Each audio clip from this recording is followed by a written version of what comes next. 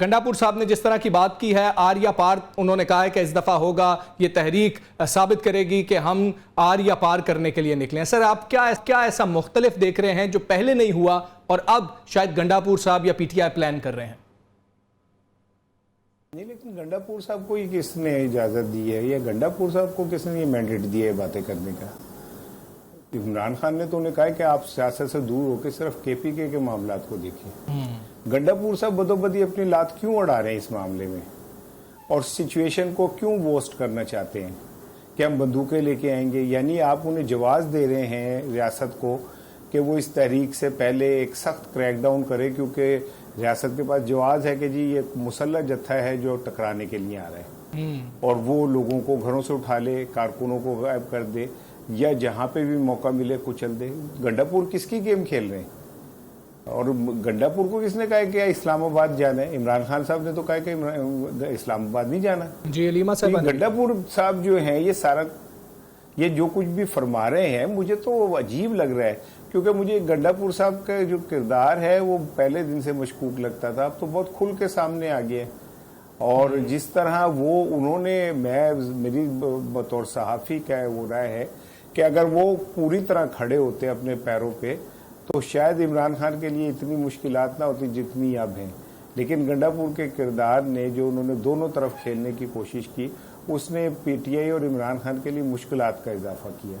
اب وہ جو بیانات دے رہے ہیں وہ تو سیدھا ایک تصادم بتانا چاہ رہے ہیں، کہ جبکہ علیمہ بار بار یہ کہہ رہی ہیں کہ یہ پرامن احتجاج ہوگا، تو گنڈاپور صاحب کہہ رہے ہیں ہم بندوقیں لے کے آئیں گے۔ اور پہلے جب یہ سارا کچھ ہوا 26 نومبر کو، تو گنڈاپور صاحب تب کیوں بھاگ گئے تھے؟ اور وہ 36 گھنٹے کہاں غائب رہے تھے؟ 12 اضلاع پھرتے رہے، پہاڑوں پہ چڑھتے رہے، درختوں پہ چڑھتے رہے۔ وہ تو کوئی ایسے کچھ لگ رہا تھا مجھے جیسے کوئی طلسم ہوشروبہ پڑھ رہا ہوں میں۔ اور پھر انہوں نے آج تک اس کی وضاحت بھی نہیں کی کہ وہ 36 گھنٹے کہاں چھپ کے بیٹھ گئے تھے۔ تو میں تو گنڈاپور کی کسی بات پہ یقین نہیں کرتا۔ گنڈاپور ماضی کے اندر بھی انہوں نے تو قرآن کی قسم کھا کے اور اٹھا کے کہا تھا کہ میں اڈیالہ میں عمران خان کو چھڑوا لوں گا جا کے۔ انہوں نے تو یہ بھی کہا تھا کہ اگر اب اس بار ایسا نہیں ہوا تو میں کیا کہتے ہیں مریم کو پنجاب سے باہر نہیں نکلنے دوں گا۔ تو گنڈاپور ایک بس شو باز قسم کے مجھے تو آدمی لگتے ہیں جو بڑکوں پہ یقین رکھتے ہیں، میڈیا کو اپنی طرف متوجہ رکھنے کے لیے اس طرح کی حرکتیں کرتے ہیں۔ ادروائز اس بار جو بھی تحریک چلے گی وہ اڈیالہ جیل میں سے چلے گی، اور وہ اس طرح نہیں چلے گی جیسے گنڈاپور صاحب فرما رہے ہیں میں خندقیں کھودوں گا۔ اور بھائی تم خندقیں کہاں کھودو گے؟ تم اپنے صوبے کو صحیح طرح سنبھال لو تو بڑی بات ہے۔ یہ بات اب چھوڑ دیں ان لوگوں پہ، جنید اکبر پہ، علی حمزہ پہ، اور جن کو ذمہ داری سونپی پہ، علیمہ خانم کے اوپر۔ بالکل ٹھیک ہے باتیں ہاں جی، جن کو ذمہ داری سونپی ہے ان کے اوپر چھوڑ دیا جائے۔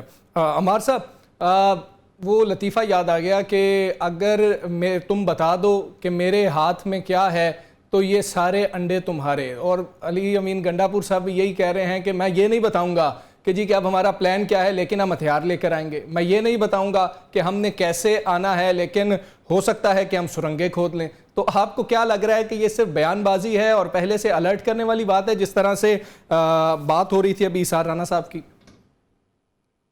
بھائی میرے خیال میں نا تحریک انصاف کا سب سے بڑا مسئلہ قیادت کا بحران، اور اس ساری پارٹی کے اندر ہر جگہ، ہر لمحے، ہر ایشو کے اوپر ابہام پایا جاتا ہے۔ وہ ابہام اتنا شدید ہے کہ انہیں کسی بات کی سمجھ نہیں۔ بات تو یہ ہے کہ لوگوں کو اس بات کی کلیئرٹی نہیں ہے کہ عمران خان کے ساتھ کی ترجمانی یہاں پر کون کر رہا ہے۔ بیرسٹر گوہر ہیں تو وہ کوئی اور بات کر رہے ہیں، سلمان اکرم راجہ ہیں وہ ان سے ناراض ہیں، علی امین گنڈاپور اپنی ایک ٹریڈ کی مسجد بنا کے بیٹھے ہیں، علیمہ خان اور بشرا بی بی کے درمیان آپس میں اختلافات ہیں، نیچے خواتین کے اندر بھی شدید اختلافات ہیں۔ اچھا، ہر ایک شخص اپنے آپ کو یہی کہتا ہے کہ وہ عمران خان کو ریپرزینٹ کر رہے اور اپنی طرف سے زیادہ شعلہ بیان ہونے کی کوشش کرتا ہے، جس کا نقصان تحریک انصاف کو اور عمران خان کو ہوتا ہے۔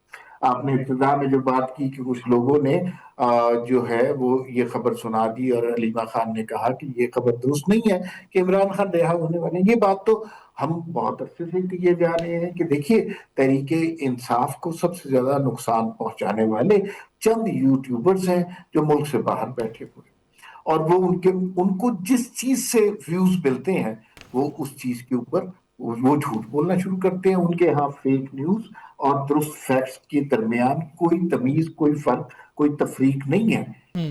وہ انہوں نے ان سے پہلے بڑی دہاڑی لگائی ہے اور ہر جگہ مشہور کر دیا ہے کہ عمران خان صاحب رہا ہونے والے، عمران خان رہا ہونے والے. دیکھیے صورتحال کو دیکھیے اور سمجھیے تو آپ کو پتا چل جائے گا عمران خان نہیں رہا ہونے والے. اس بات کو سمجھ لینا چاہیے. بڑے واضح سے فیکٹ ہے، کوئی میں حیرت انگیز انکشافات نہیں کر رہا. اچھا پہلی بات عمار تو یہ صاحب، ہے یہ کسی صورت رہا نہیں ہونے والے یا عدالتوں سے ہی رہا ہوں گے؟ آپ کیا کہہ رہے ہیں؟ میں آپ کو بتا رہا ہوں. دیکھیے عمران خان سیاسی جماعتوں کو تو بالکل کچھ سمجھتے ہی نہیں ہے نا، نہ ان سے ہاتھ ملانا پسند کرتے ہیں، نہ مذاکرات کرنا پسند ہیں. ان کا مطمع نظر اسٹیبلشمنٹ ہے، فوج ہے، اور ان کا تصادم بھی ان سے ہے، ان کی خواہشیں بھی ساری ان سے. وہ چاہتے ہیں کہ ان کو دوبارہ اسی طرح گود میں بٹھا کر مسند اقتدار پر بٹھا دیا جائے، جو کہ ممکن نہیں.